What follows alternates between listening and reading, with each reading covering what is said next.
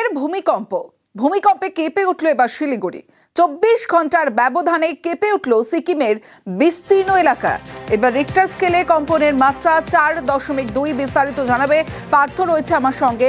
পার্থ, দেখো, আজ ঠিক সন্ধ্যাবেলা কিন্তু এই ভূমিকম্প অনুভূত হয় পাহাড় এবং সমতলে একাধিক জেলায়, শিলিগুড়ি সহ একাধিক জেলায় কিন্তু অনুভূত হয়। সিকিম কিন্তু এর উৎসস্থল এবং সিকিমে 2 দফায় ভূমিকম্প হয়।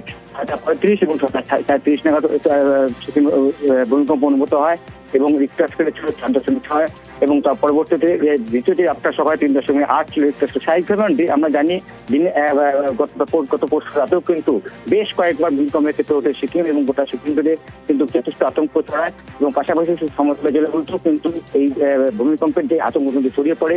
বিশেষ করে পাহাড়ি এলাকা দার্জিলিং, কার্শিয়াং, কালিম্পং পাহাড়ি এলাকাতেও কিন্তু কম্পন অনুভূত হয়। সেই সঙ্গে শিলিগুড়িতেও একাধিক জায়গায় কিন্তু যারা বহুতলের বাসিন্দা তারা যথেষ্ট আতঙ্কিত হয়ে পড়েন এবং তারা নেমে আসেন নিচে।